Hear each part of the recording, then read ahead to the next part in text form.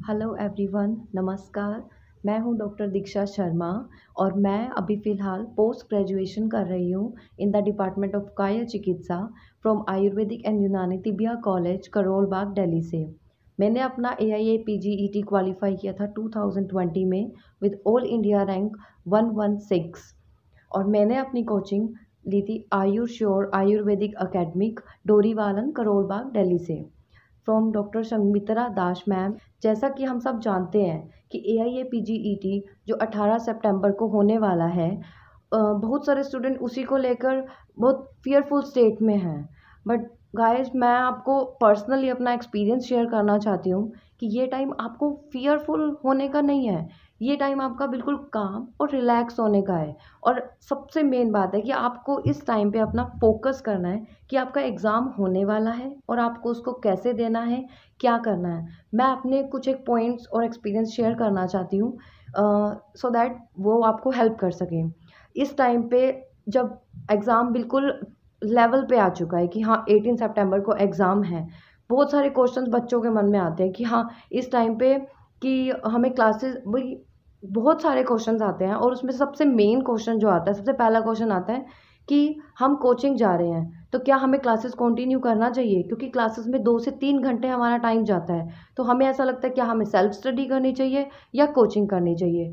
तो इस टॉपिक पे मैं आपको यही बोलूँगी कि आपको क्लासेस मिस नहीं करनी है, क्योंकि जितनी फास्ट रिवीजन मैम करवा सकते हैं आपको कोचिंग पे, उतनी फास्ट रिवीजन आप चाह कर भी नहीं कर सकते। मे बी सम स्टूडेंट्स कर सकते हैं बट ऐसा पॉसिबल नहीं हो पाता, क्योंकि हमारा ध्यान उस टाइम पे रहता है कि अच्छा हमें लर्न नहीं हो रहा है, हम क्या करें क्या ना करें। बट आपको ये नहीं सोचना, आपको फोकस करना है। खुद से हम नहीं कर सकते, इसीलिए हमें क्लासेस स्किप नहीं करनी है। सेकंड क्वेश्चन बच्चों के मन में आएगा कि लास्ट ईयर का एग्ज़ाम 2020 का एग्ज़ाम काफ़ी टफ आया था, अब 2021 का एग्ज़ाम टफ आएगा या ईजी आएगा। आपने सब कुछ पढ़ा है, ईजी और टफ कुछ भी नहीं होता। Nothing is difficult in this world and nothing is impossible. Impossible itself says I am possible.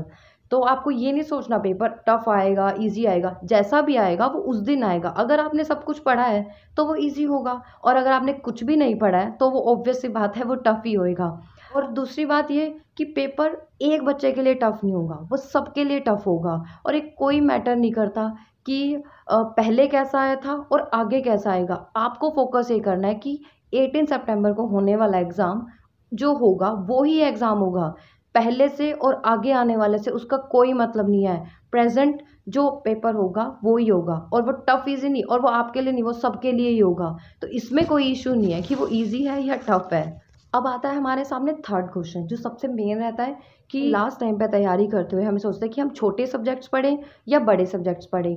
हम क्या करते हैं कि बड़ी संहिता को पढ़ते पढ़ते पढ़ते छोटे सब्जेक्ट्स जैसे लघुत्रयी हो गया, या जिसके अंदर सब छोटे सब्जेक्ट्स इंक्लूड होते हैं, रसशास्त्र हो गई, द्रव्य गुण हो गई, हम इनको स्किप कर देते हैं। ये सोचते हैं कि ठीक है हमें लर्न नहीं हो रहे, मॉडर्न के सब्जेक्ट्स नहीं पढ़ते हैं क्योंकि सारा फोकस हमारा संहिता पे जाएगा। बट ये हम सबसे बड़ी मिस्टेक करते हैं। हमें ऐसा नहीं करना है, हमें संहिता के साथ साथ छोटे सब्जेक्ट्स को अनदेखा नहीं करना है, क्योंकि वो छोटे सब्जेक्ट्स कई बार स्कोरिंग होते हैं, एक्चुअली वो स्कोरिंग होते हैं। तो हमें ऐसा लगता है कई बार संहिता का क्वेश्चन अगर हम भूल गए तो अगर हम छोटे सब्जेक्ट्स पढ़े होंगे तो हम उसको सोल्व कर सकते हैं। और मॉडर्न का ऐसा नहीं है, मॉडर्न आप रीड करते रहिए। अगर आपको लग रहा है कि हमें लर्न नहीं हो रहा है तो इट डजेंट मैटर, आपको सिर्फ रीड करना है। लास्ट में मतलब थोड़ा बहुत पॉइंट्स जो एक्सपीरियंस है जो मैं आपको बोलना चाहती हूँ और टिप्स देना चाहती हूँ, उसमें सबसे पहली बात तो ये है कि आपको इस टाइम पे रिलैक्स रहना है, स्ट्रेसफुल कंडीशन में नहीं रहना है, बिल्कुल भी स्ट्रेस फ्री रहो। अच्छा खाना खाना है, रात को टाइम से सोना है आपको। आप 11 बजे तक मैक्सिमम पढ़ो और सुबह उठ के आप पढ़ सकते हो।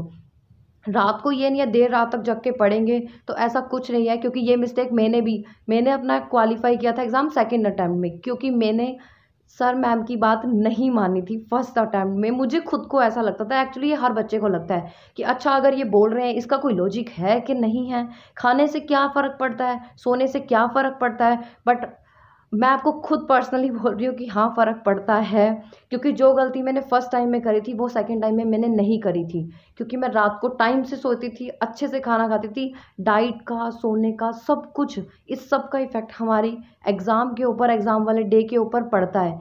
थर्ड बात ये है कि कुछ स्टूडेंट्स को फियर रहता है, कंप्यूटर फियर बोल सकते हैं आप उसको, कि कईयों को नहीं आता है, हम इतना भाई टेक्निकली इतने परफेक्शनिस्ट नहीं होते हैं। तो उसके लिए प्लीज़ मैं आपको सजेशन दूंगी कि आप अगर जिसको थोड़ा बहुत भी लगता है कि हमें कंप्यूटर के ऊपर प्रॉब्लम होती है, तो आपको एग्ज़ाम से 2 दिन या 3 दिन पहले प्लीज़ आप अपने इस डर को ख़त्म सबसे पहले करना, क्योंकि पर्सनली मेरा ये खुद का डर था, मुझे बिल्कुल नहीं आता था। और पेपर से ज़्यादा मुझे डर ये था कि कहाँ वहाँ जाके कहीं मैं कंप्यूटर के चक्कर में गलती ना कर दूँ। तो प्लीज़ आप कैफ़े पे या खुद लैपटॉप पे प्लीज़ एक बार पेपर ट्राई करिए, क्योंकि वहाँ पे कलर कोडिंग आती है। हमारा ध्यान आधा वहाँ पे इस चीज़ में जाएगा कि हमने कौन सा कलर लगाना है, क्या करना है, क्या नहीं करना। तो आपको फोकस, आप उससे पहले ही प्रिपेयर होके जाइए। आपको वहाँ पे जाके ये नहीं सोचना पड़े कि अच्छा ये ग्रीन का क्या मतलब है, पर्पल का क्या मतलब है, काउंट होगा कि नहीं होगा। तो इस चीज़ के लिए आप बिल्कुल प्रिपेयर होके जाना। Next important point is that कि जिस दिन आपको एग्ज़ाम देने जाना है, उस दिन आपको क्या खाकर जाना है, क्या लेकर साथ में जाना है। वैसे तो मतलब जब भी टीचर्स होते हैं वो हमेशा बताकर भेजते हैं कि हाँ आपको ये करना है, आपको ये करना है, बट फिर भी मैं भी आपको बताना चाहती हूँ कि आपको उस दिन लाइट फूड खा के जाना है। दाल रोटी आप खा के जा सकते हैं, पराठा नहीं खा के जाना है। ग्लूकोज़ वाला पानी आपको साथ में लेकर जाना है, क्योंकि कई बार ऐसा होता है वहाँ पे जाते ही हम स्ट्रेसफुल कंडीशन में होते हैं, हमें समझ नहीं आ रहा था क्या करना है क्या नहीं करना है। तो जब भी आपको ऐसा फील हो रहा है वहाँ पे, या एग्ज़ाम में कोई क्वेश्चन डिफ़िकल्ट लग रहा है, आपको उस टाइम 1 मिनट अपना आराम से बैठना है, ग्लूकोज़ वाला पानी पियो, ऑप्शंस देखो समझ आ रहा है या नहीं आ रहा है। जब भी आपको ऐसा लग रहा है कि आप बिल्कुल कन्फ्यूज़ हो रहे हो, आपका माइंड बिल्कुल भी रिलैक्स नहीं है, शांति से बैठकर आपको वो पीना है, उसके बाद आपको वो क्वेश्चन अटेम्प्ट करना है। गाइस, एक्सपीरियंस होल्डर हूँ, मेरे साथ खुद ऐसा हुआ था कि इतना टफ, जब पेपर मुझे टफ लगा था, बट इतना भी नहीं लगा था, क्योंकि बीच बीच में जो जो बोल के समझाया गया था मैंने उस सब चीज़ को फॉलो किया था। तो मैं यही चाहती हूँ कि आप भी सारी उन चीज़ों को फॉलो करें। अगर आपको बीच में लगता है कि कोई क्वेश्चन डिफिकल्ट है या कंफ्यूज हो रहे हो, उसी टाइम आपको बैठ के ग्लूकोज का पानी लेना है और उसको ही पीना है। लास्ट बट नॉट लिस्ट ये कहूँगी कि इस टाइम पे आकर आपको अपनी फ्रेंडशिप के अंदर ईगो या सेल्फिशनेस बिल्कुल भी नहीं लेके आनी, क्योंकि हम आयुर्वेद पढ़ते हैं और भगवान धन्वंतरी का आशीर्वाद है, और हम आयुर्वेद के अंदर जाके हमें अपना सत्व बलवान करना है। हम एग्ज़ाम देने जाते हैं और उस टाइम पे जाके हमें यूँ होता है कि अच्छा इसका एग्ज़ाम कैसा होगा कैसा नहीं होगा, हम औरों से कंपेयर करते हैं, अपने आप को कंपेयर करते हैं। हमारे मन में ना इस टाइम जो तैयारी को लेकर हो रहा था कि इतने दिन बच रहे हैं, हम आपस में सेल्फिश हो जाते हैं, एक दूसरे से ईर्ष्या करेंगे, जलन करेंगे, उनकी बुराई करेंगे, ये देखेंगे कि उनको किस तरह से उनकी ना लेग पुलिंग करनी है। लेकिन हमें ये सारी चीज़ें नहीं करनी है। जितना ज़्यादा आपका सत्व बलवान होएगा, रज और तम कम होएगा, आपका कॉन्फिडेंस लेवल एग्ज़ाम में उतना ही ज़्यादा होएगा। यकीन मानिए ये मेरे साथ खुद पर्सनल हुआ है, इसीलिए ही मैं आपसे शेयर कर रही हूँ। आयुर शोर पे आके मैंने सिर्फ पढ़ाई करना नहीं सीखी थी, यहाँ पे आके मैंने अपने आप को किस तरह से रखना है वो भी सीखा था। संघमित्रा मैम सिर्फ आयुर्वेद को हमारे अंदर नहीं डालते, वो हमारे को सिर्फ एक एग्ज़ाम क्लियर करवाने के लिए नहीं पढ़ाते, वो हमारे अंदर आयुर्वेद को बिल्कुल कैसे अपनी डेली टू डेली लाइफ में उसको अपनाना है, हमें एक अच्छा इंसान कैसे बनना है मैडम वो भी सिखाते हैं हमें। ये नहीं कि सिर्फ हम आए हैं, हम पढ़ेंगे, एग्ज़ाम देंगे और चले जाएंगे, नहीं ऐसा बिल्कुल भी नहीं है। मैडम सुबह से लेकर शाम तक आपका क्या दिनचर्या होनी चाहिए, क्या खाना है, क्या पीना है, आप क्या करते हो, किस तरह से पढ़ना है, आपके दिमाग में कितनी बातें चलती होंगी, सब कुछ मैम उनको हैंडल करते हैं। और हमारे अंदर रज और तम को कम करने वाले भी सिर्फ मैम सर ही होते हैं, जो कि हमें बताते हैं कि आपको इस तरह से प्रैक्टिस करनी है, इस तरह से उठना है, इस तरह से खाना है, आपके मन में कोई ईर्ष्या घृणा ये सब कुछ नहीं लेके आना है। मैं खुद जब से मैं यहाँ पर आई थी मैंने अपने आप को कभी ऐसा फील नहीं किया था। पहले हम भी ऐसे ही करते थे कि हाँ दोस्ती है, दोस्ती में लड़ाई कर ली, ये कर ली, एक दूसरे की लेग पुलिंग कर ली,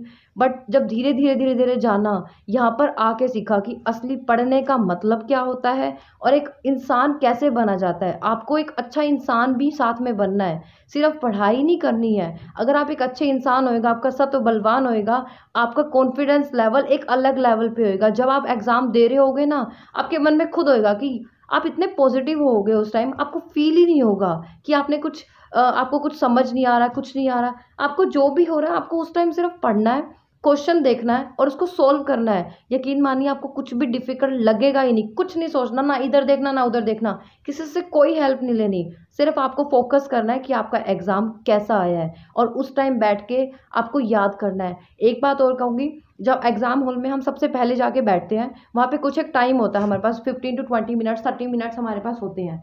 सबसे वहाँ पे पहले जाके आप अपने आप के माइंड को रिलैक्स करना, आसपास इधर उधर ध्यान लगाने से अच्छा है मेडिटेट करना। 1 मिनट या 2 मिनट आप मेडिटेट करना, अपने भगवान को याद करना, उसके बाद अपना एग्ज़ाम स्टार्ट करना।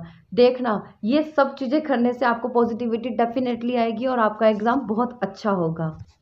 अब मैं आपसे कुछ बातें वो कहूँगी जो आपको इस समय पर नहीं करनी है। सबसे पहली बात है, आपको स्ट्रेस नहीं लेना, बिल्कुल भी टेंशन नहीं लेनी कि क्या होना है क्या नहीं होना, ये कुछ भी नहीं।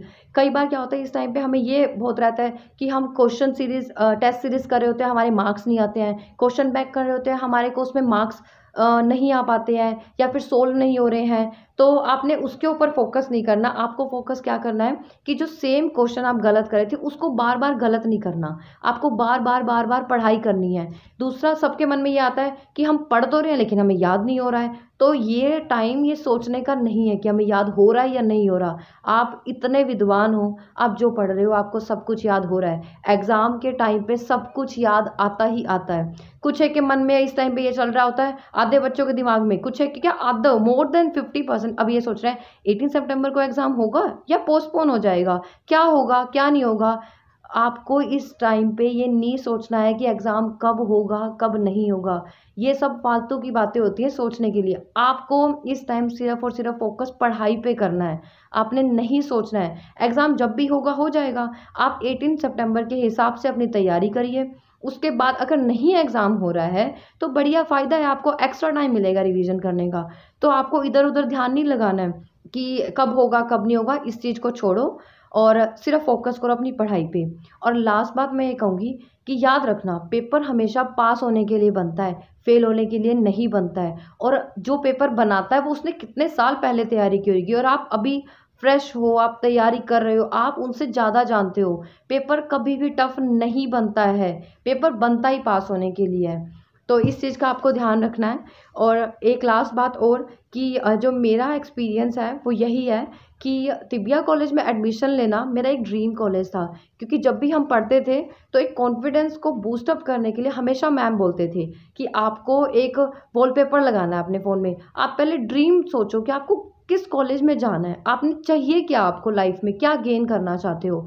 उस दिन एक बार एक लक्ष्य का एग्ज़ाम हुआ था, मैं एक ही टाइम पे सिर्फ इस तिबिया कॉलेज में गई थी लक्ष्य का एग्ज़ाम देखने के बाद, और उसी कॉलेज में देने के बाद मैंने उसी दिन डिसाइड किया था। उससे पहले मेरा कोई फोकस नहीं था कि मुझे कहाँ जाना है कहाँ जाना है, एक्चुअली पता ही नहीं था कि करना क्या है। जब मैंने वहाँ पे एग्ज़ाम दिया उसके बाद मुझे पता लगा कि हाँ, और मुझे ये पता लगा था कि तिबिया एक ऐसा कॉलेज है जो कि स्टाइपेंड के अंदर सबसे ज़्यादा मैक्सिमम स्टाइपेंड यही कॉलेज देता है, और इसमें एक ही सीट थी। अब तो बहुत सारी सीट्स आ गई, पंचकर्मा, द्रव्य गुण, इनके अंदर बहुत सारी सीट्स आ गई है। इवन केसी के अंदर फिजियोलॉजी में सीट्स बहुत ज़्यादा बढ़ गई हैं। लेकिन जिस टाइम मेरा एडमिशन हुआ था वहाँ पे एक ही सीट थी, एक्सटर्नल की, जनरल की।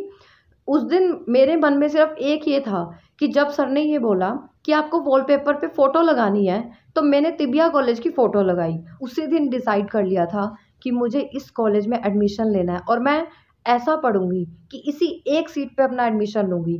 पढ़ो तो ऐसा पढ़ो कि सब देखते रह जाएं कि आपने पढ़ाई करी है। आपका कॉन्फिडेंस बिल्कुल भी लूज़ नहीं होना चाहिए। ये टाइम नहीं है कि आप लूज़ करो कॉन्फिडेंस, ये टाइम है सिर्फ़ और सिर्फ आपको फोकस करना है, पढ़ाई करनी है और आगे बढ़ना है। तो लास्ट में मैं यही कहूँगी, all the very very very best to each and every aspirant. May God bless you.